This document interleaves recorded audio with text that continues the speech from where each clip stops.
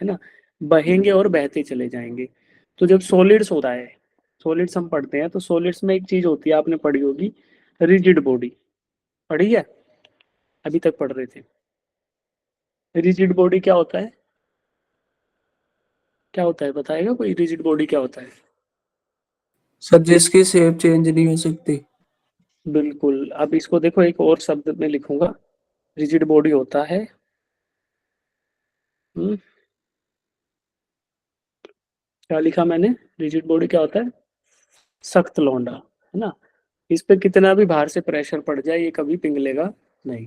तो ये rigid body होगा on the application of external forces, no matter how high are the magnitudes of external forces, ये कभी भी इसमें एप्रिशिएबल डिफॉर्मेशंस नहीं आएंगे। यानी कि आपने ऑब्जेक्ट लिया, उसके दो पॉइंट्स थे P1 एंड P2, अब बाहर से चाहे तुम 1 लाख न्यूटन का फोर्स लगा दो, ये बिल्कुल नहीं पिघलेगा। ठीक है, इसको पूरा भरोसा है कि बुलाती है मगर जाने का नहीं, तो इसका पूरा भरोसा है। ठीक है, तो this is called as rigid body.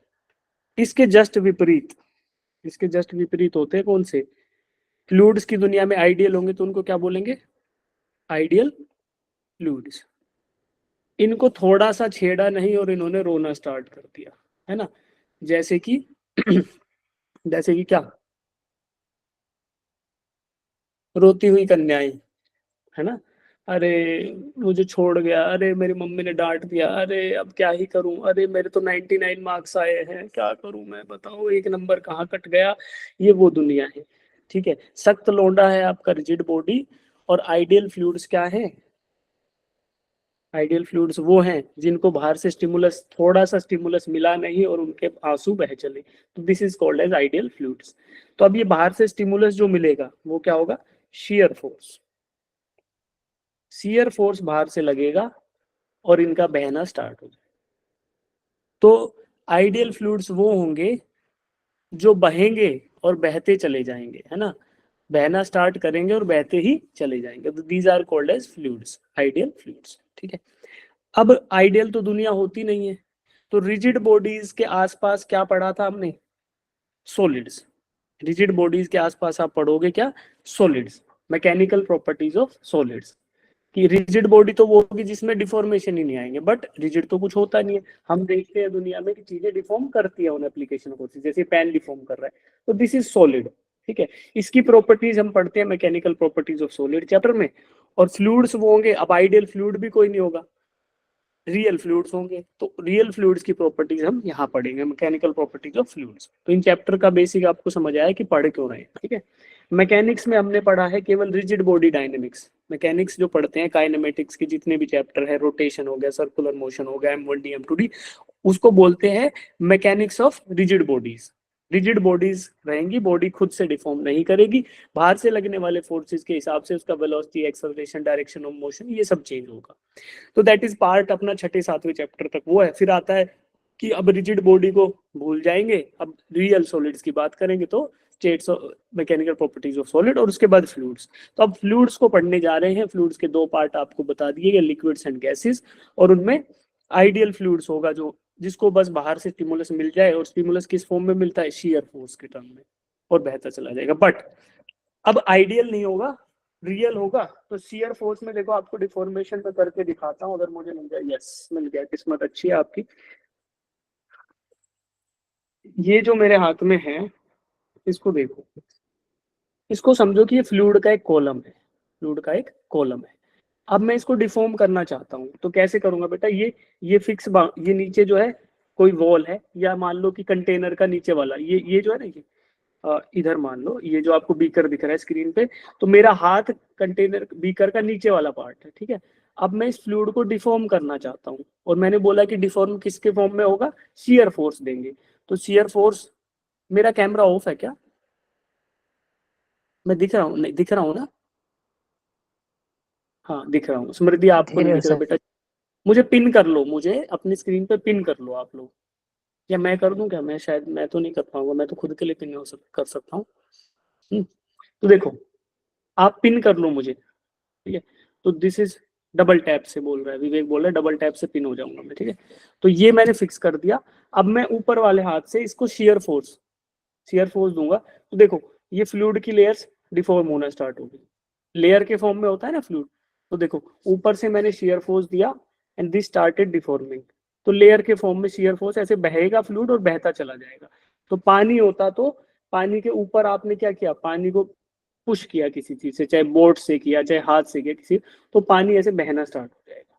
ठीक है, तो this stimulus is in terms of shear force. और अब ये फ्लूइड था, फ्लूइड की लेयर्स थी, तो ऐसे लेयर्स है बहुत सारी, ये layers there will be motion, relative motion between this layers of the fluids, तो आपको ये नजर आएगा। तो ऐसा इसको आप इमेजिन करेंगे और आगे फॉर्मूलाज देखेंगे कि कैसा रेजिस्टेंस आएगा क्या आएगा। ठीक है, तो पहले फ्लूइड की इस प्रॉपर्टी को पढ़ने के लिए, shear deformation and rate of shear deformation, पहले हम कुछ टूल्स जनरेट कर लेते हैं जिनकी वजह से we will be learning about fluids. ठीक है, तो सबसे पहली चीज क्या होती है फ्लूइड की दुनिया में, प्रेशर। देखो स्क्रीन पे आया, आ गया प्रेशर।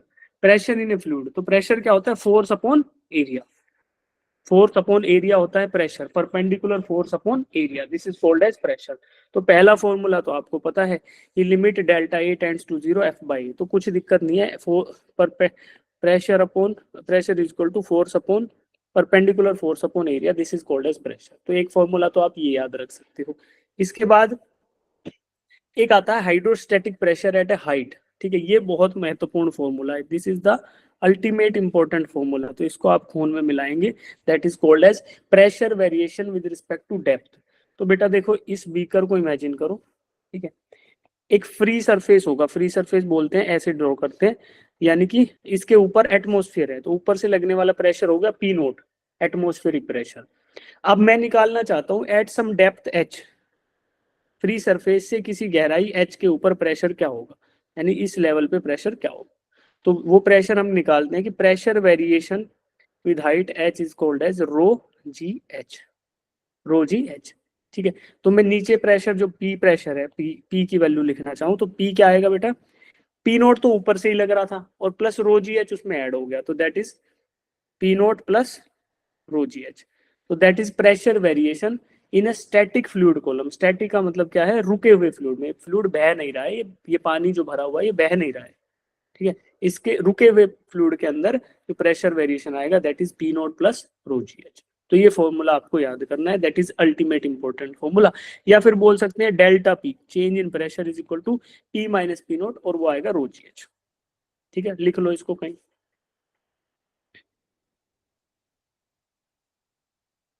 फिर अगला फॉर्मूला, अगली चीज आती है पास्कल्स लॉ। पास्कल्स लॉ क्या कहता है कि pressure applied on fluid is uniformly distributed in all the directions.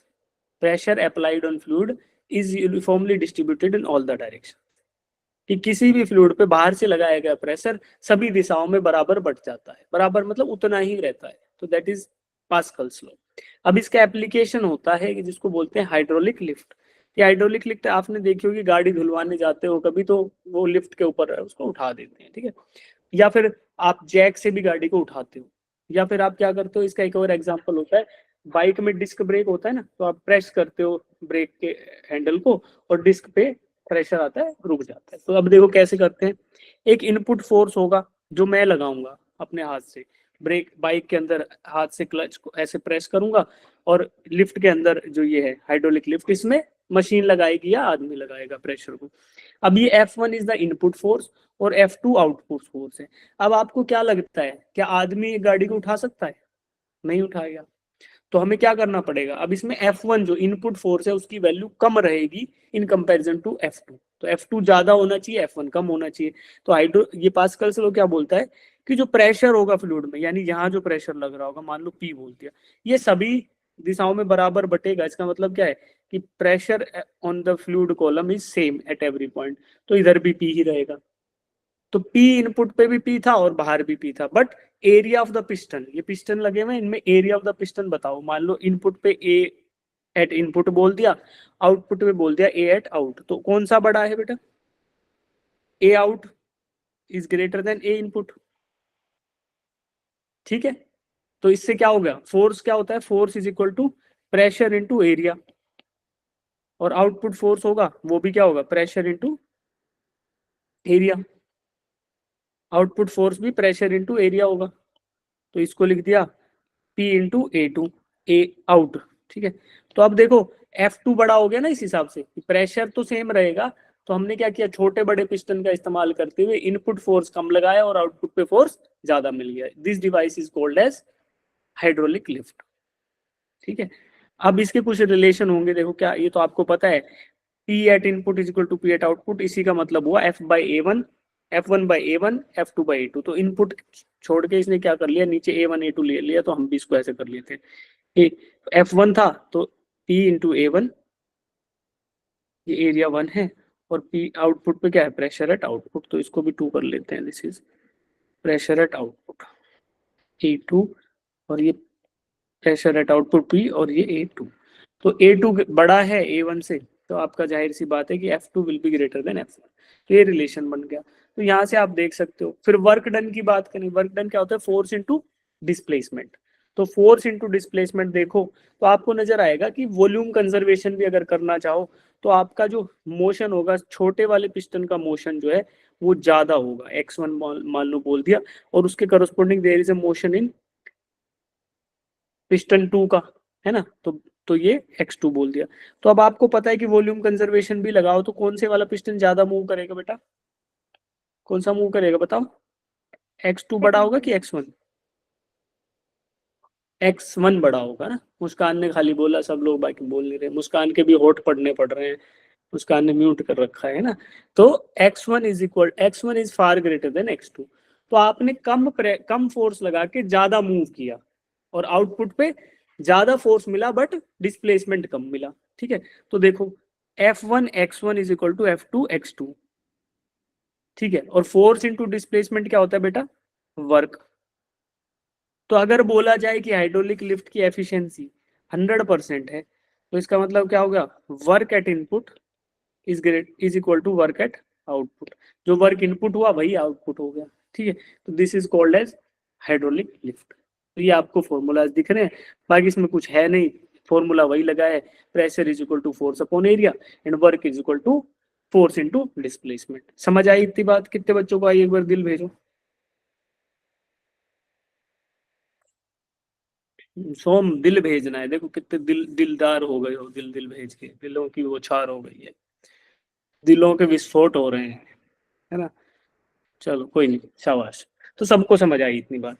अब देखो, ये दो कंसेप्ट हो गए। थर्ड कंसेप्ट क्या आता है, ये फ्लूइड का एक्सेलरेटेड बीकर के अंदर क्या हल होगा। तो ये बीकर का कटा हुआ टुकड़ा है, वही बीकर है लेफ्ट वाला, उसको नीचे से काट दिया, थोड़ा ऊपर से काट दिया। अब इस बीकर के अंदर लिक्विड भरा हुआ था। ठीक है, अब इस भरे हुए बीकर को एक्सेलरेट करा दिया राइट साइड में विद एन एक्सेलरेशन ए। तो क्या होगा फिर, कभी मग्गे में पानी भर के ऐसे खींचा है, क्या होता है, क्या आगे होता वो है? चलता है। अरे चाय के कप में चाय भरी है, इसको ऐसे खींच दोगे तो चाय बाहर निकल जाएगी, निकल जाएगी ना। या फिर बोले कि अगर सब माल मेरे टेबल पे ही रखा है वैसे देखा जाए तो, बढ़िया है, ये मग्गा है, पानी है, अब मैं इसको ऐसे ले जाऊंगा तो देखो ये हो रहा है ना, ये एंगल बन रहा है, अगर इसको जोर से खींच दूंगा तो इधर से बाहर आ जाएगा ये पानी। ठीक, अब ये fluid in an accelerated vessel, velocity से मूव करते हुए वेसल की बात नहीं हो रही, एक्सेलरेट करते हुए। ठीक है, तो कंटिन्यूअसली फोर्स लग रहा है, तो क्या होगा, इनिशियली जो था लिक्विड वो इस एंगल पे था, देखो मैं ड्रॉ कर रहा हूँ, एक बार ध्यान से देखना, एक्सेलरेशन सब ड्रॉ ऑलरेडी है।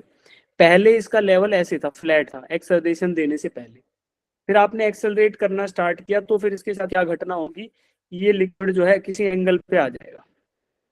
This is called as theta angle. मान लो थीटा एंगल बन गया। अरे तुम्हारे डिले क्यों जा रहा है ये? सर आपकी स्क्रीन दिख नहीं रही है। हाँ स्क्रीन नहीं दिख रही है बेटा, देखते हैं कुछ तो गड़बड़ हो रहा है रोज रोज इसमें। Let me try something. ओ पूछो, अभी ठीक किए देते हैं।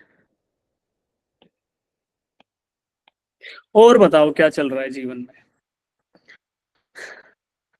ठीक है, आ जाएगा अभी। क्या हो रहा है यार ये मेरे साथ, ये हर रोज क्यों होता है?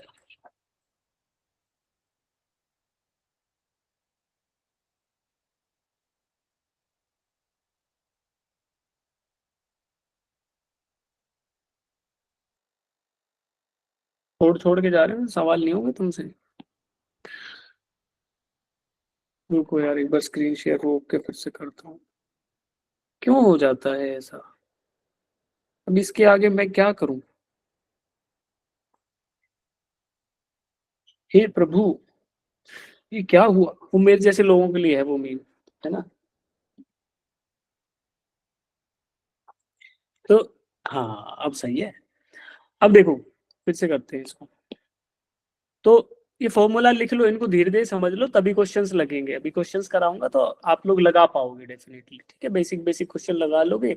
मूला भट्ट का सवाल आएगा, आप पेपर में कराओगे। ध्यान से सुनो, राम का कथा चल रही है, बिल्कुल भक्तजनों सुनो। तो फिर क्या होता है कि इनिशियल लेवल ऑफ फ्लूइड ऐसा था, आपने एक्सेलरेट किया। अब आपने खुद देखा कि ये एंगल इसका चेंज हो जाएगा। जैसे ये एक्सेलरेट करेगा राइट साइड में, तो there will be this angle, ये एंगल थीटा होगा, ठीक है? अब अगर एक्सेलरेशन बहुत ज्यादा बढ़ जाएगा, तो आपको भी पता है कि लिक्विड का एंगल इतना बढ़ेगा कि क्या बताएं कितना बढ़ेगा, कि इसको ऐसे हो जाएगा ये, और फिर पानी बाहर निकलने लग जाएगा। सबने देखा है, चाय सबसे गिरी है, पानी सबसे गिरा है, ठीक है? तो अब इसके बीच में रिलेशंस क्या होंगे, एक्सेलरेशन और थीटा के बीच में रिलेशन क्या होगा, ये हमें बताना है, ठीक है? तो यहां से देखो बेटा, ये पानी फ्लैट था ही क्यों? पहले जो फ्लैट था ना, ऐसे हॉरिजॉन्टल था, वो क्यों था? क्योंकि there is an acceleration, downward acceleration G acting, तो ग्रेविटी हमेशा इसको नीचे रख रही थी, इसलिए फ्लैट था। ग्रेविटी डाउनवर्ड एक्टिंग एक्सेलरेशन है, और ए एक्सेलरेशन, इससे आप इसको राइट में ले जा रहे हो। तो देखो थीटा जो है, थीटा थीटा वाले ट्राइंगल में दोनों एक्सेलरेशंस को ड्रॉ करता हूं बेटा मैं। यहाँ पे ये आपका हो गया ए, और डाउनवर्ड वाला क्या हो गया, जी। तो अब आपको नजर नहीं आ रहा कि tangent of theta is perpendicular upon base? Tangent of theta is equal to perpendicular upon base, तो that is tan theta is equal to A by G. कुछ गलती हो गई? तो जी बाय ए होना चाहिए था। जी बाई ए हो रहा है ना इधर, कोई बात नहीं, रुक जाओ, इसको देखते हैं कैसे होगा। यहाँ tangent theta is equal to G by A होना चाहिए, ठीक है? अच्छा, ए बढ़ेगा तो क्या होगा? ए बढ़ेगा तो थीटा बढ़ता जाएगा। अच्छा रुको, वहां इस ट्राइंगल में मत देखो, इसको इसको दिखवाएंगे आपको। ये फील करो कि एक्सेलरेशन ए बढ़ेगा तो थीटा क्या होगा? इंक्रीज। इंक्रीज होगा, ठीक है? तो ए बढ़ेगा तो थीटा इंक्रीज होगा, तो उस हिसाब से याद रखो tangent theta is equal to A by G. यहाँ पे मत देखो थीटा को, ठीक है? यहाँ मत देखो इसको। Tangent theta is equal to A by G. मैं जब पीपीटी में पढ़ाऊंगा वहां सही डायग्राम बना हुआ है, वहां से याद रखना आप। अब ये ध्यान रखो कि tangent theta is equal to A by G, ये याद रखना। जैसे जैसे एक्सेलरेशन बढ़ाओगे थीटा बढ़ेगा और बाहर चला जाएगा, ठीक है?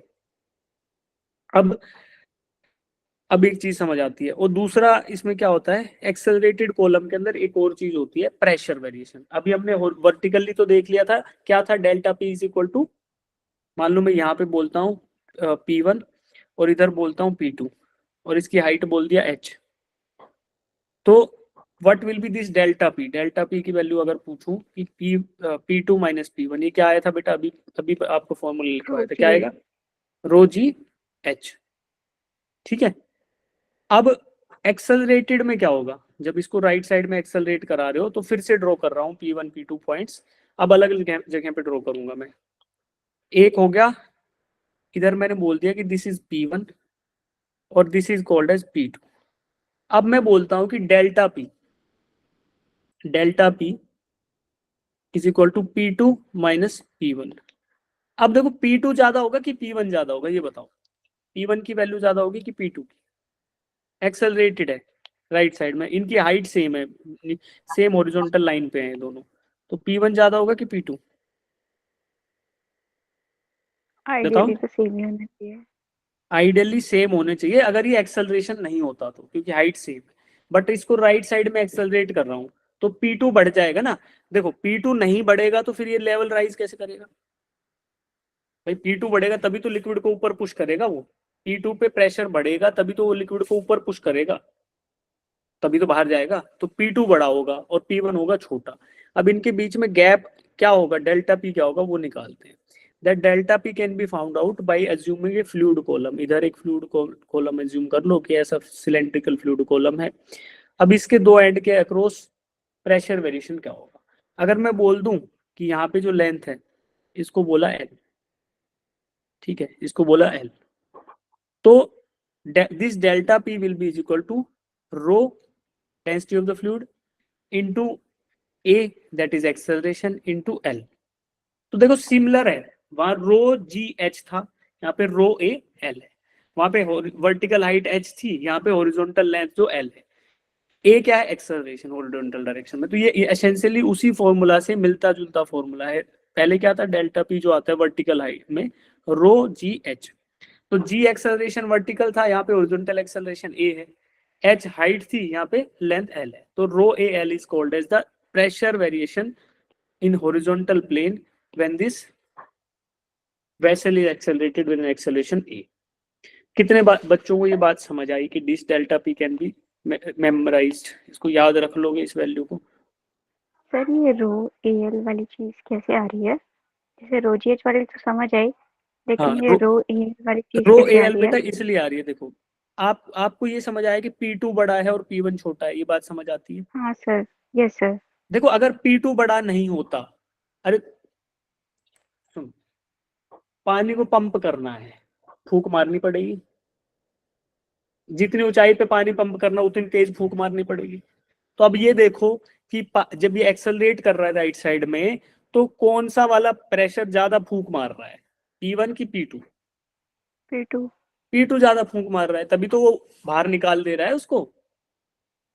अरे P1 यस तो सर। P1 तो केवल इतनी ऊंचाई तक ले जा पा रहा है। Shit, क्या होगा हाँ, P1 तो खाली इसको इतनी ऊंचाई तक ले जा पा रहा है बस, और P2 ज्यादा तेज फूंक मार के इतनी ऊंचाई तक ले गया, तो P2 इज ग्रेटर। अब P2 माइनस P1 की जो वैल्यू रहेगी वो हम निकाल सकते हैं बाय यूजिंग दिस फॉर्मूला।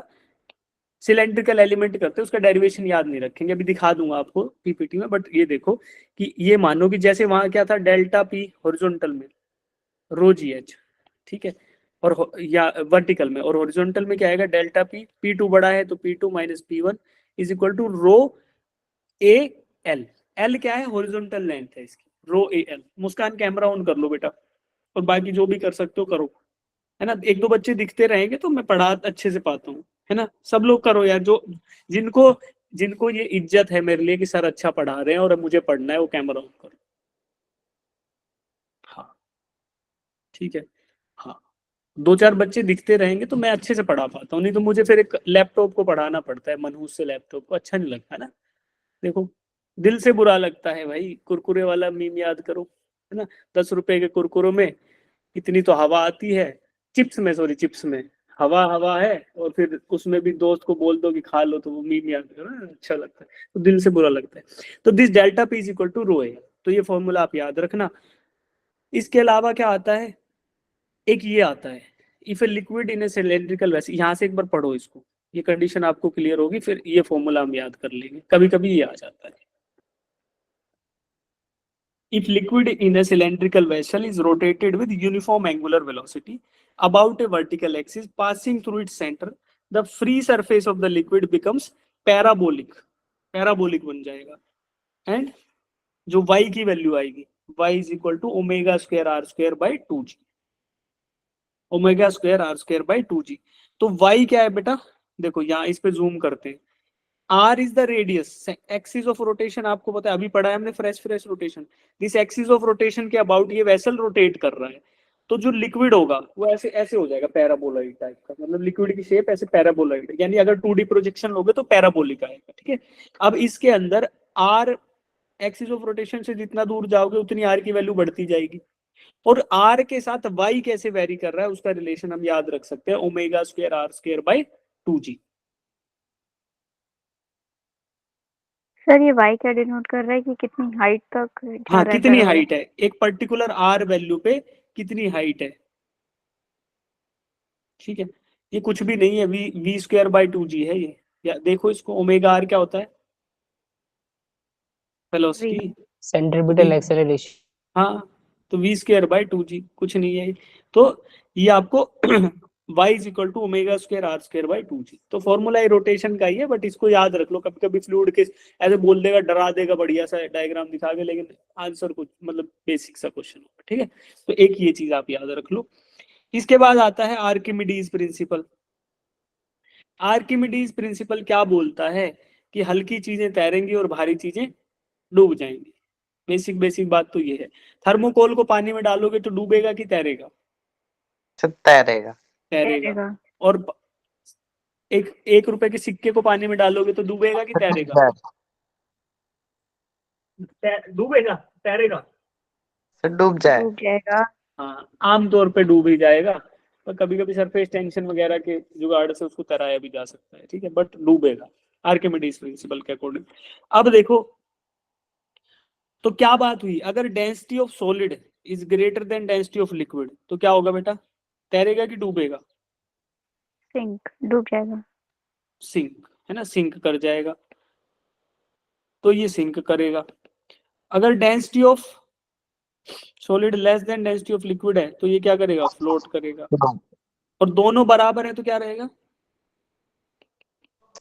बीच में रहेगा जैसे मग्गा रहता है। क्या रहेगा बताओ? पार्शियली तैरेगा। कर दी रोहित ने गलती। अब रोहित आपको बताएंगे कि क्या गड़बड़ कर गए। पार्शली तैरने का मतलब क्या होता है? ऐसा रहेगा ना रोहित, पार्शली डूब गया और पार्शली तैर रहा है। सही बोल रहा है ना रोहित? अरे इसी को तो तैरना बोलते हैं। फिर तैरना क्या होगा? तैरना नहीं होता ये होता है, this is called as condition of float. ये फ्लोट कर रहा है। जो बराबर डेंसिटी रहेगी वो ऐसा रहेगा, ये पानी है, इसमें खोया खोया सा रहेगा, खोया खोया चांद टाइप से, कि जहां छोड़ दिया वहीं रुक गया, ऊपर का छोड़ दिया ऊपर रुक गया, नीचे छोड़ दिया नीचे रुक गया। तो that is called as density of solid is equal to density of liquid. ठीक है, तो ये आपका आर्किमिडीज प्रिंसिपल है। अब इसकी डेफिनेशन पढ़ो। आर्किमिडीज प्रिंसिपल से आपको दो तीन चीजें मिलती है। एक तो मिलता है एपरेंट वेट, एक बोलते हैं अपथ्रस्ट फोर्स। ठीक है, तो इसको पढ़ाऊंगा अभी, इसको अभी के लिए होल्ड कर लो। इसका फॉर्मूला जो है वो फॉर्मूला आपको बता देता हूं कि अब apparent weight is equal to rho G V. ठीक है, ठीक है, रो जी वी, ये फॉर्मूला याद रख लो कि रो इंटू जी, एच की जगह वी लगा दो, volume of the displaced fluid. ठीक है, सोम को नींद आ रही है सर, नशे करवा रहे हो आप तो। सर पार्शियली इमर्स्ड कह सकते हैं। अभी दिखाएंगे बेटा, पीपीटी खोलता हूँ फिर वहां दिखाएंगे। ठीक है, अब फॉर्मूला हाईलाइट करा दूं फटाफट, फिर हम लोग पीपीटी पे स्विच कर जाएंगे तो आपको दिखेगी। वहां मैंने नोट्स अच्छे से बना रखे हैं, फिर एक बार उसी में क्वेश्चंस करेंगे और कंक्लूड कर देंगे। ठीक है, अभी हमारे पास 45 मिनट्स के आसपास है, उनको यूटिलाइज करेंगे अच्छे से। तो लॉ ऑफ फ्लोटेशन आ गया समझ। रिलेटिव डेंसिटी क्या होती है? Density of substance divided by density of water. Density of water क्या होती है बेटा बताओ? वैल्यू क्या है डेंसिटी ऑफ वाटर की? 4/3। 10,000 kg per meter cube। अरे नहीं भाई, 1000 kilogram per metre cube. 1000 kilogram per metre cube. जो पानी की टंकी 1000 लीटर की रखी है ना, वो 1 मीटर क्यूब वॉल्यूम है, उसमें 1 टन पानी आता है, 1000 किलोग्राम। तो 1000 kilogram per metre cube, that is the density of water. तो ये अब याद करा देंगे। ठीक है, तो ये रिलेटिव डेंसिटी। फिर फ्लूइड, अब हो गया स्टैटिक फ्लूइड, रुका हुआ था, अब फ्लूइड करेगा बहना स्टार्ट, जो मैंने अभी दिखाया था ना आपको बहेगा, that is called as fluid mechanics. Fluid mechanics में जब फ्लूइड बहना स्टार्ट करेगा तो टाइप ऑफ फ्लो होते हैं, प्रिंसिपल ऑफ कंटिन्यूटी, ये देखेंगे अभी अभी बताऊंगा वहां से। तो यहाँ से अभी फॉर्मूला हाईलाइट कर देता हूँ जो आपको रटे हुए होने चाहिए। दैट इज कॉल्ड एज, एक तो ये बहुत आता है, वेलोसिटी ऑफ एफ्लक्स, किधर गया, स्पीड ऑफ एफ्लक्स, ये आता है एक formula, this is speed of efflux. इसका बेसिक फॉर्मूला जो बार बार पूछा जाता है, इसको भूल जाओ, इसको ये जो अभी हाईलाइट किया इसको नहीं करेंगे अपन लोग, इसको याद भी नहीं रख पाएंगे। दैट इज वेलोसिटी v2, जिस वेलोसिटी से यहाँ से पानी बाहर निकलेगा, this v2 is equal to √2gh, ये याद रख लो बस, दिस इज 2gh। h क्या है? Height of liquid above this orifice. Orifice का मतलब होता है छोटा सा उसमें ओपनिंग हो, छोटी सी ओपनिंग को ओरिफिस बोलते हैं। किसी ओरिफिस से बाहर निकलते हुए पानी की वेलोसिटी क्या होगी? √2gh। इसको याद रखना, काफी याद आता है, बहुत इंपॉर्टेंट कंसेप्ट है। इसके बाद विस्कोसिटी। विस्कोसिटी बोलते हैं बेटा फ्लूइड फ्रिक्शन को। फ्लूइड फ्रिक्शन, जैसे कि शहद गाढ़ा होता है कि पानी, शहद। तो अगर मैं क्या करूं, अगर मैं इस पेंसिल को पानी में ऐसे घुमाऊं, और इसी पेंसिल को शहद में ऐसे घुमाऊं तो कौन से में ज्यादा फोर्स लगाना पड़ेगा ये करने के लिए, शहद में कि पानी में? शहद में। तो जो बाहर से लगाया हुआ फोर्स इनटू डिस्प्लेसमेंट, मैं वर्क इनपुट कर रहा हूँ ना सिस्टम में, वो ज्यादा वर्क इनपुट किस में हो रहा है? शहद में। तो शहद के अंदर ज्यादा फ्रिक्शन है, जो फोर्स लगाया वो ज्यादा एब्जॉर्ब हो गया। तो fluid friction is called as viscosity. तो फ्लूइड का जो फ्रिक्शन है उसी को विस्कोसिटी बोलते हैं, जिसकी वजह से उसका गाढ़ापन या हल्कापन डिसाइड होता है। अब फ्लूइड की विस्कोसिटी का बेसिक फॉर्मूला आप पढ़ लो, वैसे तो ये क्वेश्चन आते नहीं है, ठीक है, मुश्किल आएगा तो इसको छोड़ भी सकते हो। अगर याद आता है कंसेप्ट तो ये है आपका फॉर्मूला। ईटा क्या कहते हैं? Coefficient of viscosity. A is the area and D V by D X is called as velocity gradient. ठीक है, एक बार पीपीटी में दिखा दूंगा, जिनको आता है कंसेप्ट तो यहाँ से पढ़ना, पीपीटी नोट्स पढ़ना, नहीं आता तो छोड़ देना। बेसिक क्वेश्चन आने की भी टेंडेंसी कम है। जिससे क्वेश्चंस आते हैं वो ये है, एक तो पास्कल्स लॉ है, एक ये delta P is equal to rho ji H है, एक ये वाला है, या फिर इससे आ सकता है ये बेसिक सा क्वेश्चन, या फिर क्या आएगा, या फिर आपका किससे आएगा? वेलोसिटी ऑफ एफ्लक्स से। ये बेहतरीन इंपॉर्टेंट है, ठीक है। अब इसके बाद फ्लूइड बहने पोइजलेज फॉर्मूला है ना, पोइजलेज फॉर्मूला होता है, पोइजलेज थ्योरम होती है एक्चुअली, ठीक है। पोइजलेज थ्योरम इसको छोड़ दो यार, इसको मत करो, रेनॉल्ड्स नंबर को मत करो, इसकी जरूरत नहीं है। स्टोक्स लॉ भी कोई जरूरत नहीं है। इसके बाद टर्मिनल वेलोसिटी एक, हाँ सर जो ये एरिया था, ये एरिया इंक्लोज बाय लिक्विड था कौन सा? विस्कस वाले में? नहीं, एरिया एनक्लोज बाय लिक्विड नहीं है, एरिया ये प्लेन का है जिसको मूव किया जा रहा है। अच्छा ठीक है, ठीक है ना। अब और अभी और हाईलाइट, इधर मत पढ़ना उनको, और हाईलाइट कर दूंगा। एक टर्मिनल वेलोसिटी नाम की चीज होती है वीटी, ठीक है। इसका फॉर्मूला याद रहे तो ठीक है, नहीं याद रहेगा तो मैं फोर्स बैलेंस दिखा दूंगा, हॉरिजॉन्टल डायरेक्शन में फोर्स, वर्टिकल डायरेक्शन में, वो वहां से पढ़ लेना from PPT. From PPT you can read this. इसके बाद excess pressure inside a droplet and excess pressure inside a bubble. तो स्फेरिकल ड्रॉपलेट के अंदर लिक्विड ड्रॉप का मतलब स्फेरिकल शेप का, अंदर भरमल है, अंदर पानी भरा हुआ है, खाली नहीं है, हवा नहीं है, ठीक है। तो इसको बोलेंगे P is equal to 2T by R।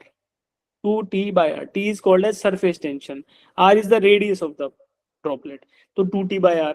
और सोप बबल का फॉर्मूला क्या होगा? 2 times of droplet, 2 into droplet वाला, तो क्योंकि इसमें डबल सरफेस बनेंगे ड्रॉपलेट में, तो 4T by R। तो इनको याद रखना, एक फॉर्मूला ये, एक ये formula, right.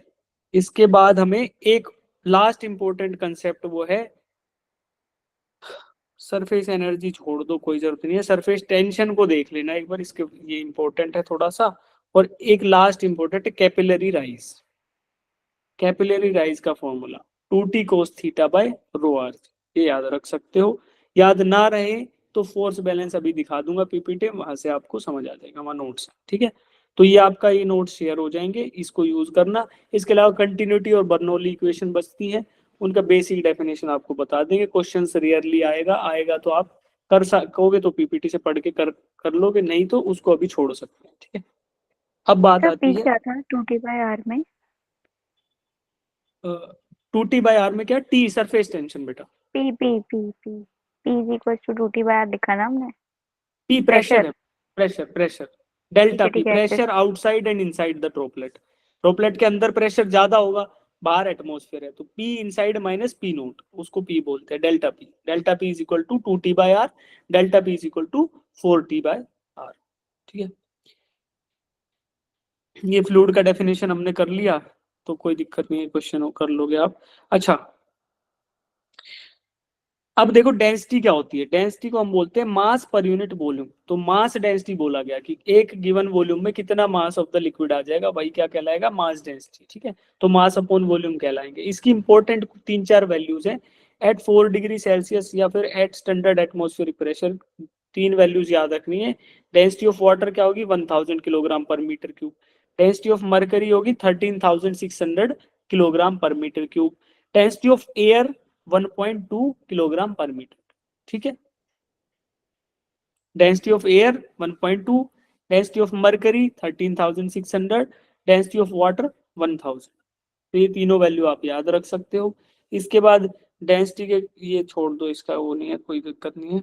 Specific gravity, specific gravity बोलते हैं रिलेटिव डेंसिटी को, कि density of substance upon density of water. तो ये आप याद रखना, यहाँ से नोट्स पढ़ लेना एक बार क्विकली, अगर पढ़ोगे तो मुश्किल से आधे पौने घंटे में पढ़ लोगे तो आपका पूरा रिवाइज हो जाएगा। ठीक है, इसको छोड़ दो। प्रेशर आपको बता दिया, ये प्रेशर विद वेरिएशन, इसका डेरिवेशन लिखा हुआ है, कोई जरूरत नहीं है पढ़ने की। Final formula delta P is equal to rho ji H, ये आपको बता दिया। ओके, अच्छा ये क्वेश्चन आप मेरे लिए कर दो, delta P is equal to rho ji H.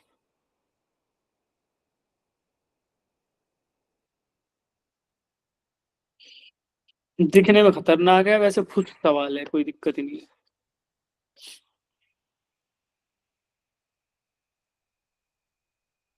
The correct variation of pressure with depth, चार ऑप्शन है, option A B C and D, तो चारों अलग अलग फिगर्स है, कौन सा इनमें से सही है? Pressure variation with depth.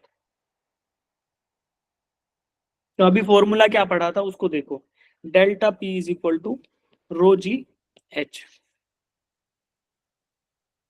तो अच्छा मुझे बताओ रो क्या है बेटा इसमें? Density of liquid. Density of liquid, तो ये तो डेंसिटी है, क्या ये चेंज होगी? अगर मैं बोल दूं पानी है तो ये फिक्स हो जाएगी वैल्यू। जी क्या है? Gravitational acceleration due to gravity. Acceleration due to gravity. अब एक गोला, हमारा गोला अर्थ है ना, अब एक ही गोले पे बात होगी, ऐसा तो है नहीं कि एक प्लूटो पे हो रहा है एक गोले पे, तो गोला फिक्स हो गया तो जी भी कांस्टेंट हो गया। तो क्या मैं बोल दूं रो जी फिक्स हो गया, एक बार लिक्विड डिसाइड हो गया तो rho G is a constant, rho into G constant value हो जाएगी ना बेटा। 1000 डेंसिटी वाटर की है, 9.8 तो 9.9800 हो गया वैल्यू। तो प्रेशर केवल हाइट पे डिपेंड कर रहा है, तो क्या मैं लिख सकता हूं delta P is directly proportional to h? तो क्या ये स्ट्रेट लाइन रिलेशन बनेगा भाई? जैसे जैसे हाइट, जैसे जैसे गहराई बढ़ती जाएगी प्रेशर लीनियरली बढ़ता जाएगा, तो ऑप्शन कौन सा आएगा फिर? देखो मुस्कान ने आंसर कर दिया, ऑप्शन ए। तो लीनियर वेरिएशन, देखो बेटा पहले ऑप्शन सी को देखो, ये बहका बहका सबसे बहका बहका सवाल ऑप्शन ये है कि नीचे जाते जा रहे हैं, ये फ्री सरफेस है ना, फ्री सरफेस से नीचे जाते जा रहे हैं एच पे, लेकिन प्रेशर की औकात देखो, प्रेशर बढ़ ही नहीं रहा है, फिक्स हो गया है, प्रेशर की वैल्यू फिक्स है। तो यहाँ पे पी इज कॉन्स्टेंट, ऐसा होगा क्या? नहीं होगा, प्रेशर तो चेंज होगा। तो अपना ऑप्शन सी जो है ये गलत। ऑप्शन डी देखो, ऑप्शन डी में सर प्रेशर बढ़ तो रहा है, लेकिन क्या ये लीनियरली बढ़ रहा है? बताओ, ये क्या लीनियर होता है ऐसा? ये तो लीनियर नहीं है, लीनियर का मतलब तो स्ट्रेट लाइन होता है, तो ऑप्शन डी भी गलत। ठीक है, अब ऑप्शन सी बी देखते हैं, ऑप्शन बी में क्या है? ऑप्शन बी में तो बढ़ तो रहा है जी, लेकिन ये नहीं पता किस हिसाब से बढ़ रहा है, तो ऑप्शन बी भी गलत। ऑप्शन ए पे आओ, ऑप्शन ए में आपका जैसे जैसे डेप्थ बढ़ रही है वैसे वैसे प्रेशर देखो लीनियरली बढ़ रहा है, तो इसलिए आपको जो प्रेशर का वेरिएशन दिखा उसका जो ग्राफ आया आपको नजर, that is a straight line, linear. तो क्या बोलेंगे, option A is the right answer. Som आप सोते नहीं हो बेटा, आप क्लास में सोते हो, या तो आपने पढ़ाई नहीं कर रखी लग रहा है। अरे सर पहली बार देख रहा सर हूँ। पढ़ा है, पूरा चैप्टर पढ़ रखा है मैंने। तो फिर आप बताओ, आपने डेंसिटी ऑफ वाटर क्या बताया? डेंसिटी ऑफ वाटर 10,000 बता दिया, 10,000 गलत बात है ना।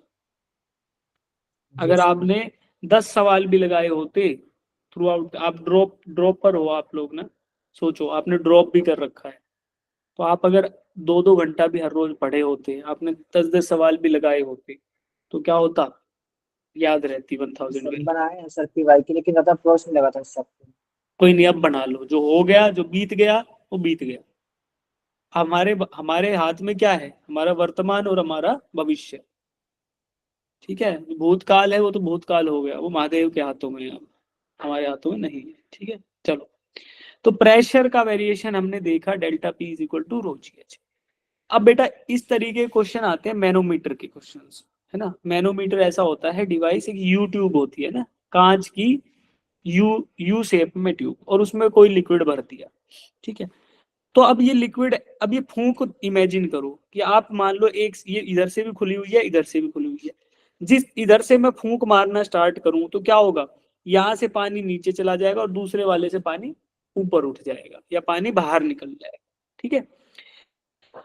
तो जिधर प्रेशर ज्यादा होगा उधर लेवल ऑफ लिक्विड कम ऊपर होगा, होगा कि नीचे, नीचे होगा, है ना, नीचे होगा। और दूसरी साइड बढ़ जाएगा।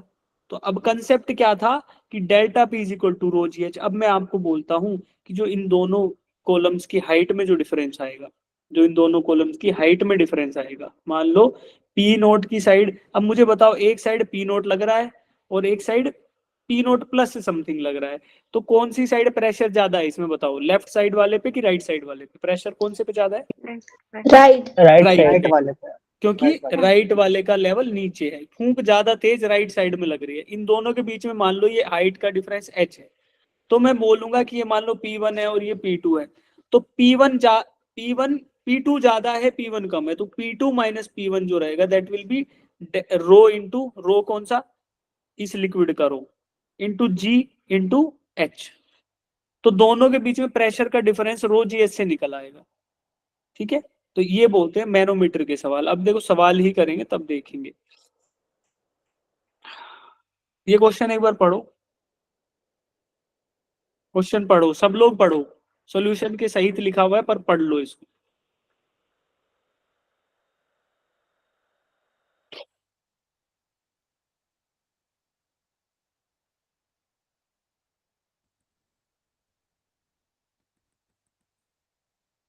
अरे मेरी क्लास में दुखी हो जाते हो क्या तुम लोग? No, sir.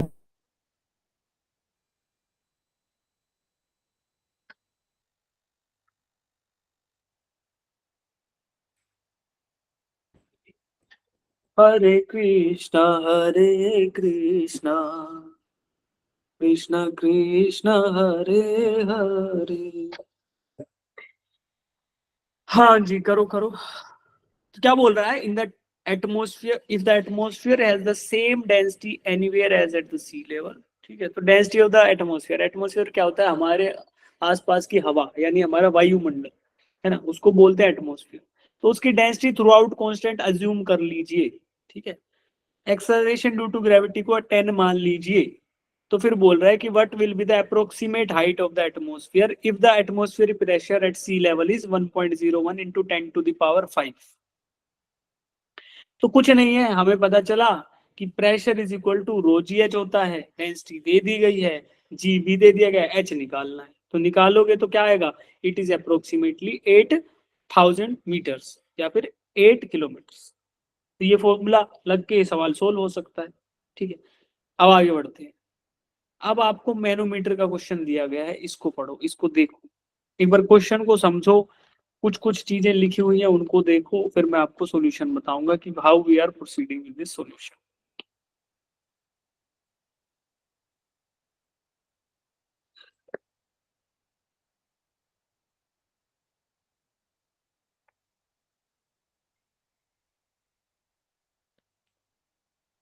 क्वेश्चन को पढ़ो बेटा, 1 मिनट क्वेश्चन को पढ़ो, फिर यूट्यूब मैनोमीटर को देखो, एक साइड पैराफिन भरा हुआ है, एक साइड वाटर भरा है, और नीचे नीचे वाले में देखो बताता हूँ आपको, हमें केवल ना जहां से हाइट लेनी है बस उसका, उसकी वैल्यूज का पता होना, नीचे चाहे कोई भी लिक्विड भरा हो, नीचे वाले में चाहे कुछ भी भरा हो, हमें कोई मतलब नहीं उससे, क्योंकि इससे नीचे तो अगर सेम लिक्विड है तो प्रेशर सेम ही रहेगा रो जी एच दोनों तरफ। ये चीज इमेजिन करके एक बार देखो इस क्वेश्चन को, देन सी द सॉल्यूशन क्या लिखा हुआ है, और फिर आंसर निकालने की कोशिश करो। 5:24 हो रहे हैं, 25 तक का टाइम आपका है, फिर मैं बताऊंगा।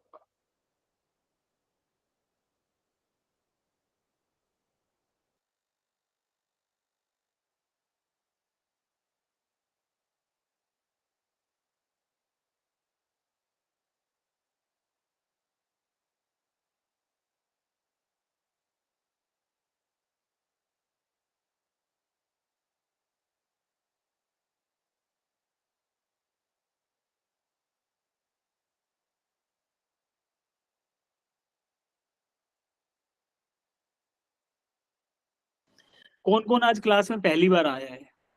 कोई तो है जो पहली बार आया है, 2 स्टूडेंट है, एंट्रीज करना बेटा, कौन कौन आज आए हो पहली बार?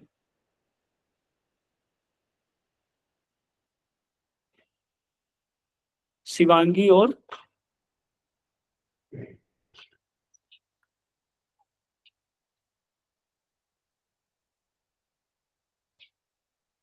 फ्लूइड को केवल इतना ही पढ़ना है जितना नोट्स में दिया है, केवल यही क्वेश्चन करने हैं जितने नोट्स में दिए हैं। ठीक है बेटा, ज्यादा पढ़ोगे तो इतना टाइम भी नहीं है और इतना इंपॉर्टेंट भी नहीं है इसके अलावा कुछ, तो इससे निपटा लेना। ये पीडीएफ शेयर कर दूंगा, यहीं से निपट जाएगा सब कुछ।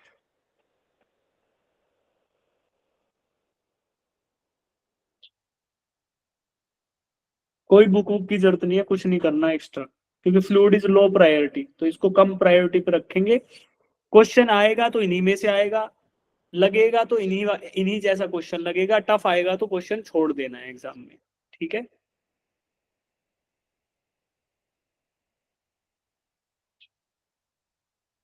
बाकी कुछ क्वेश्चन सोफिया मैम करा देंगी आपको, बस उतना सफिशिएंट होगा।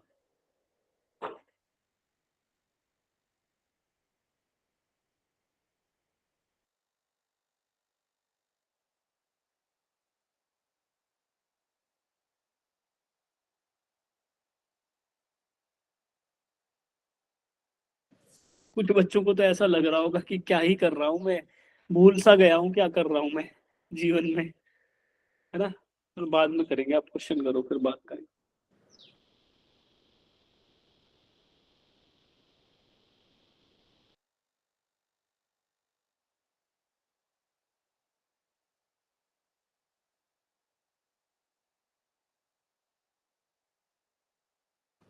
समझ आया? कितने बच्चों को समझ आया क्या बोला है क्वेश्चन में? समृद्धि को आ गया, शाबाश, है ना।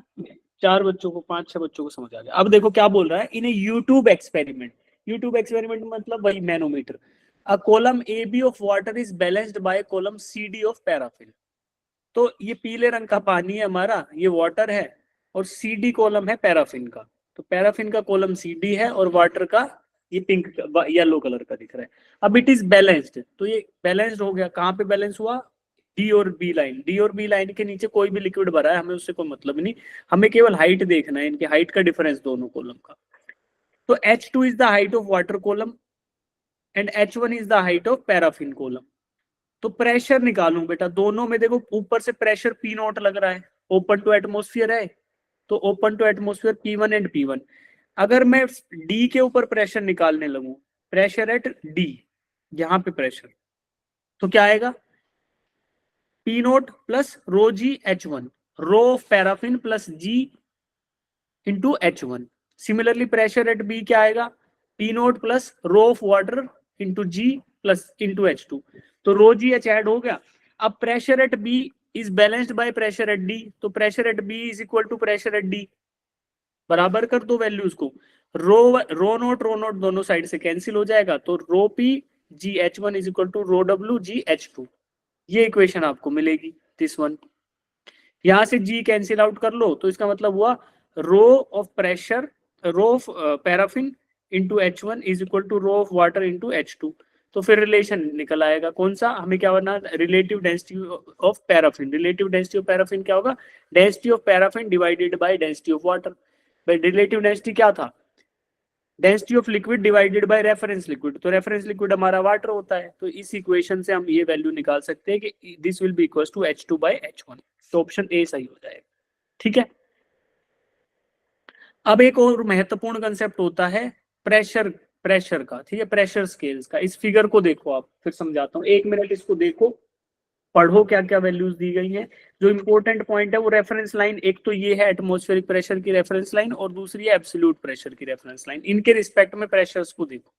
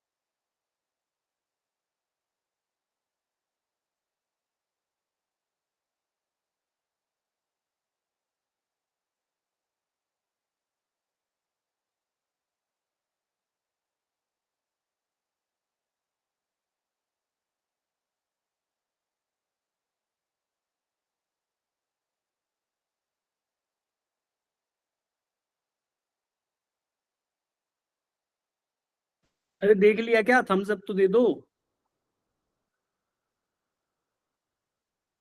हाँ देखो बेटा, अब मैं बताता हूँ आपको। ये प्रेशर स्केल्स की बात हो रही है। एक होता है एब्सोल्यूट स्केल, हम मेजर करते तो होता है ना, जैसे mini scale, metre scale, centimetre scale. ऐसे ही प्रेशर को मेजर करने के दो स्केल होते हैं। एक एब्सोल्यूट, जहां पे मिनिमम प्रेशर की वैल्यू होगी 0। मिनिमम जब 0 होगा, इसका मतलब हो गया कि एब्सोल्यूट वैक्यूम, यानी कि किसी भी गिवन वॉल्यूम में अब there is no molecule inside, no molecule inside. तो इसका मतलब क्या हो गया? Absolute vacuum, absolute vacuum. ठीक है।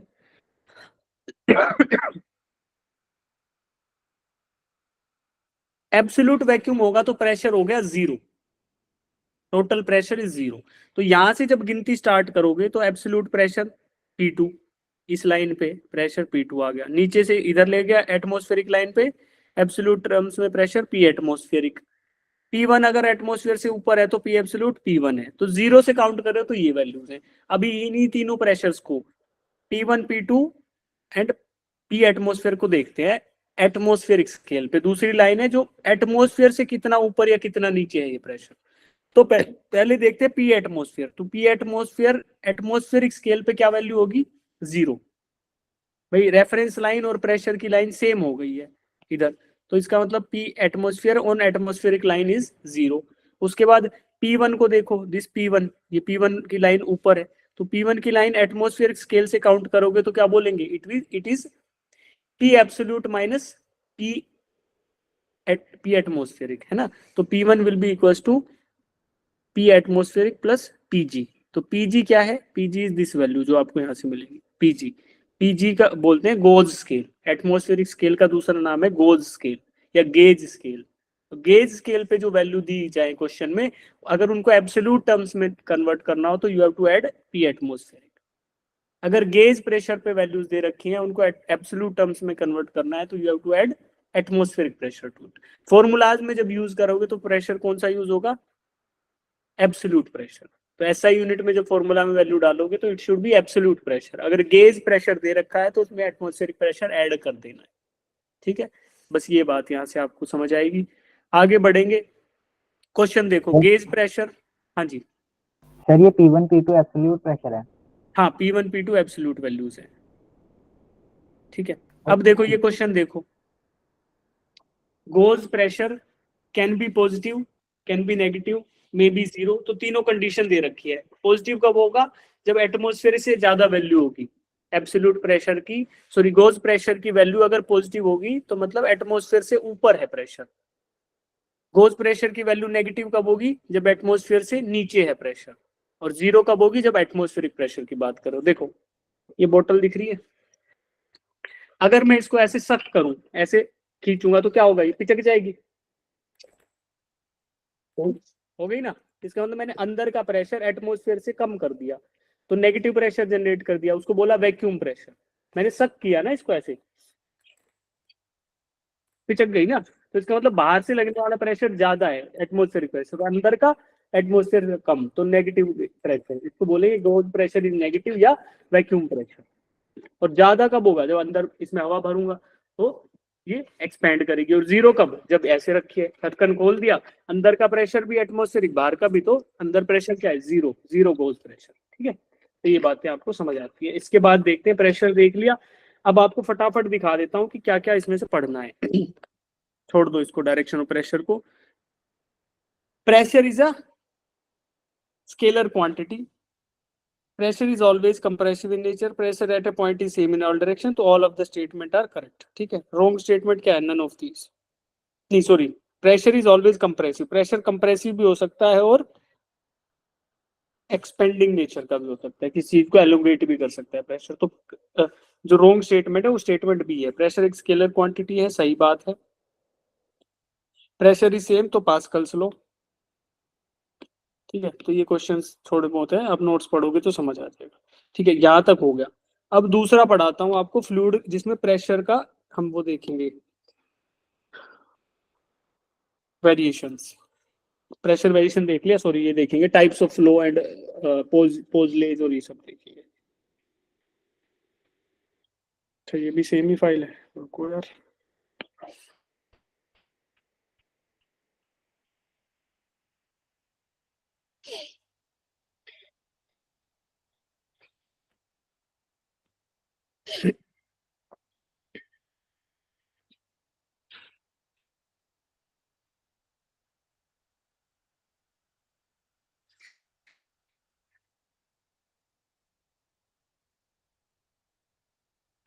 ये आपका हाइड्रोलिक लिफ्ट बताया था, उसके ऊपर क्वेश्चन है, ये करो।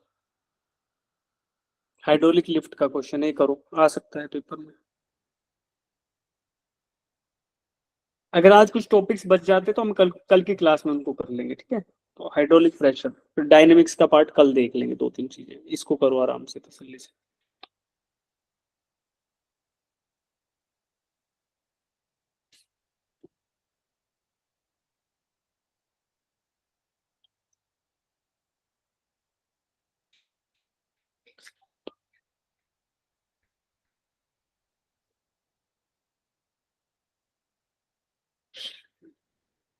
क्वेश्चन पढ़ो, फिगर देखो, और जो हाइड्रोलिक लिफ्ट का कंसेप्ट था पास्कल्स लो, P1A1 should be equal to P2A2, वो लगा के ट्राई टू सोल्व इट।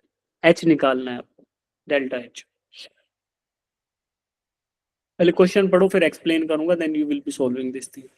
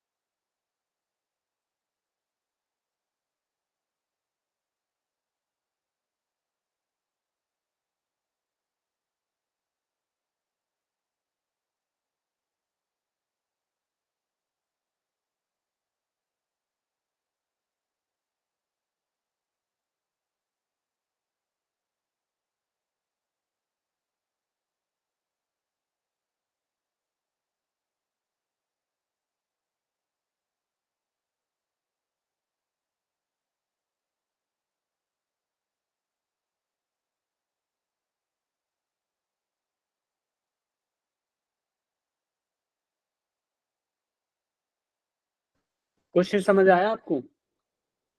कितने बच्चों को क्वेश्चन समझ आ गया?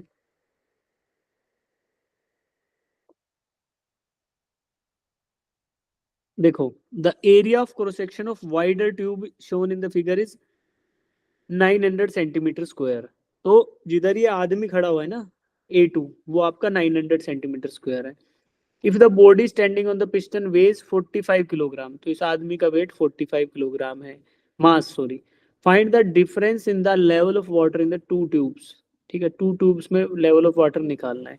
अब देखो, लेफ्ट साइड वाले लिम्ब में height of the water is ज्यादा, राइट साइड में हाइट ऑफ वाटर इज कम। तो there is difference of H, height का डिफरेंस जो है वो H है। आपको उस H की वैल्यू निकालनी, ठीक है। तो कैसे निकलेगा? डेल्टा पी आपको पता है रो जी एच होता है, राइट। अब जितना प्रेशर का डिफरेंस होगा वही प्रेशर किस पे लगेगा? इस पिस्टन पे लगेगा, और पिस्टन का एरिया से मल्टीप्लाई कर दोगे तो वो अपवर्ड फोर्स हो जाएगा, और वो अपवर्ड फोर्स किसके बराबर होगा? वेट ऑफ दिस मैन के बराबर। तो दोनों बैलेंस हो जाएंगे। तो इस ये सब करके आपको एच निकालना है, निकालो। अब हिंट भी दे दिया आपको, तो एच की वैल्यू निकालो।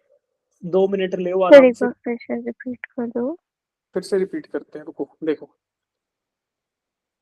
The area of cross section, question में क्या दिया बेटा? The area of cross section of wider tube, wider tube मतलब इधर, ये एरिया A2, जो A2 की वैल्यू है वो दी है 900 सेंटीमीटर स्क्वायर, ठीक है।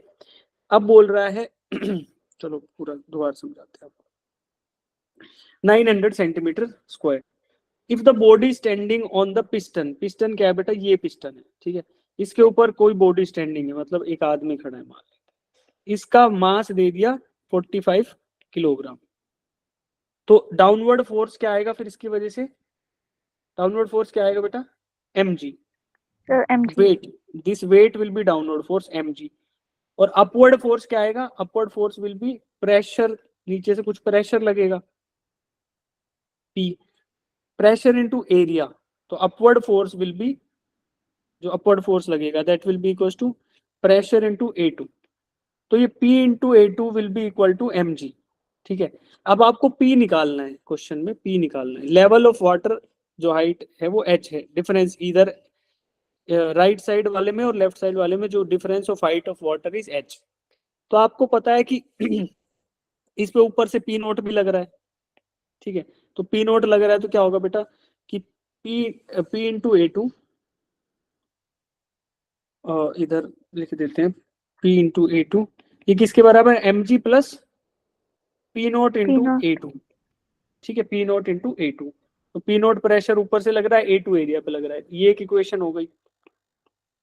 और वर्टिकल फोर्स का बैलेंस, ठीक है। और इधर कितना प्रेशर लगेगा? ये इधर इस पॉइंट 1 पे प्रेशर कितना होगा?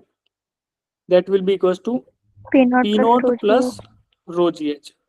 तो P नोट प्लस रो जी एच की क्या है? P नोट प्लस रो जी एच प्रेशर पास्कल्स लॉ के अकॉर्डिंग ये P की वैल्यू ही P नोट प्लस रो जी एच है। तो P is equal to P naught plus rho ji h. और बाकी आप देखो कैसे करोगे इसको। P नोट प्लस रो जी एच की वैल्यू निकाल लो, रो जी एच की वैल्यू आप जब निकालोगे तो H अननोन रहेगा, वही H निकालना है। इक्वेशन ये आपकी 1 में वैल्यू डालो, बाकी H निकलेगा। कोशिश करो, एक बार ट्राई करो, पढ़ो क्वेश्चन को 2 बार 3 बार, समझो और फिर वैल्यू निकालो H की। 3-4 मिनट का टाइम ले लो, फिर सोफिया मैम आ जाएंगे, आप कल की डीपीपी कराएंगे। तो बचा हुआ जो डायनेमिक्स का पार्ट है वो मैं कल स्टार्टिंग में करा दूंगा। Then we will proceed to capacitor.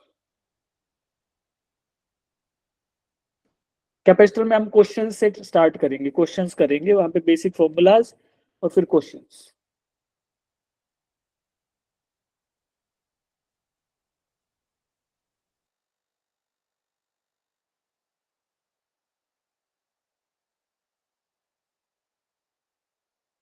DPP के लिए सबको रुकना है, एक्चुअली पेपर में तो क्वेश्चन ही करके आने ना बेटा। तो डीपीपी के लिए रुकना है, जाएगा कोई नहीं। बीच में चाहे 2 मिनट का ब्रेक ले लेना, लेकिन क्वेश्चन सबको करने हैं, कोई भी जाएगा नहीं। कि जाएगा वो चला ही जाएगा, है ना। फिर ये दोबारा क्लास तो होगी नहीं आपके लिए। और जो सोचते हो कि रिकॉर्डेड देख लेंगे, ऐसा कर लेंगे वैसा कर लेंगे, वो नहीं होता है बेटा। लाइव में जो हो जाएगा, बेशक से परेशान बैठे रहोगे, 1 घंटा और मेहनत लगेगी, बट लाइव में जो सीख लोगे वो नहीं हो पाएगा, है ना। तो you can ask doubts, ma'am बैठे रहेंगे आपके लिए। You can ask doubts, you can solve the questions. पहले इसको करो, then we will do DPP.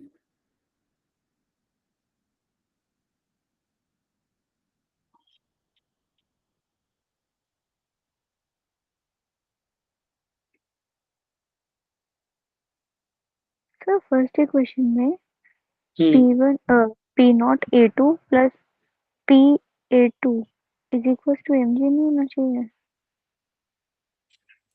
क्या बोल रहे हो? P naught A2 plus P A2 should be mg। हाँ देखो पी नोट का डायरेक्शन क्या है बेटा? Sir downward. नीचे की तरफ और mg का डायरेक्शन क्या है? ऊपर है। mg mg। ओके mg तो डाउनवर्ड mg तो रहेगा नीचे ना। लगेगा ना। हाँ हाँ तो पी नोट ए और डाउनवर्ड है और mg भी डाउनवर्ड है, तो इन दोनों को जोड़ दूंगा ना, डाउनवर्ड फोर्सेस। और yes, sir. ऊपर की डायरेक्शन में कौन सा फोर्स लग रहा है, P इंटू A2, तो यही तो होगा। Upward and downward forces balance हो गए, क्योंकि ये रुका हुआ है पिस्टन, बैलेंस हो रखा है ना, इट इज बैलेंस्ड बाय।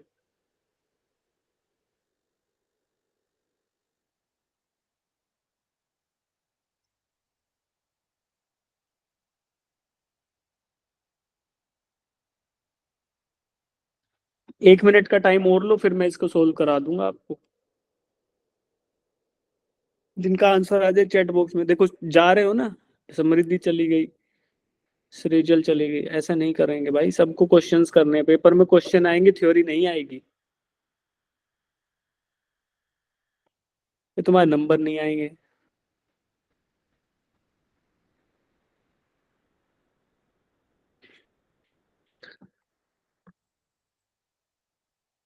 हमें क्या बने रहना है, सख्त लौंडा बने रहना है, टिके रहना है।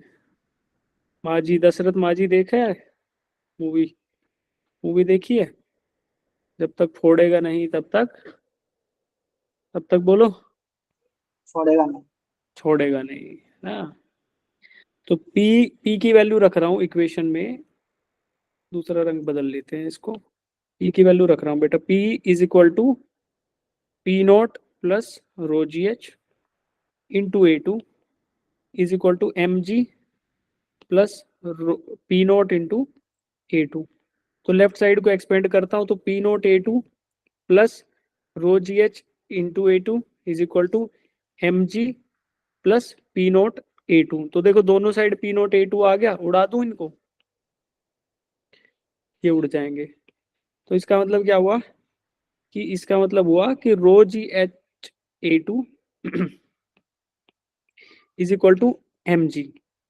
अब देखो वैल्यूज क्या क्या गिवन है, रो जी दे रखा है, रो इंटू जी, रो आपको क्वेश्चन में दे रखा है 1000, जी की वैल्यू 10 दे रखी है, एच की वैल्यू निकालनी है, A2 की वैल्यू कितनी दे रखी है 900 सेंटीमीटर स्क्वायर। तो इसको 10,000 से डिवाइड करूंगा मैं मीटर स्क्वायर में कन्वर्ट करने के लिए, तो लेफ्ट साइड की वैल्यूज डाल दी। एम कितना दे रखा है, एम दे रखा है 45 इंटू जी 10, तो 10 से 10 उड़ा दूं दोनों साइड, तो आपका एक इक्वेशन बनेगा एच इज इक्वल टू 45। अच्छा 1000 से 10,000 को उड़ाऊंगा तो 10 बच जाएगा, ठीक है। तो आपका एच की वैल्यू आएगी बेटा 45 इंटू 10 डिवाइडेड बाई 900। इसको सोल्व करोगे तो 450 डिवाइडेड बाई 900, इसका मतलब क्या आएगा, h will be equal to 0.5 in SI units, तो 0.5 मीटर। तो this difference in height is equal to 0.5 metres. देखो अब सॉल्यूशन को,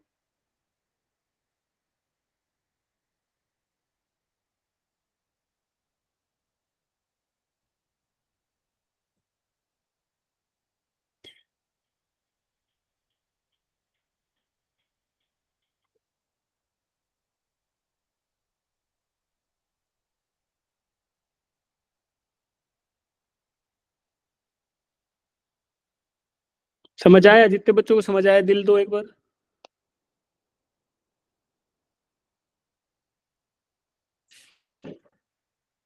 ठीक है, तो अब आज फ्लूइड की आगे की कहानी हम पढ़ेंगे कल की क्लास में। अब आप लोग करोगे इलेक्ट्रोस्टैट्स के क्वेश्चंस, ठीक है। तो सोफिया मैम अब आपको पढ़ाएंगी, तो you will continue with her, है ना। ठीक है ma'am, you can take thank over. You sir.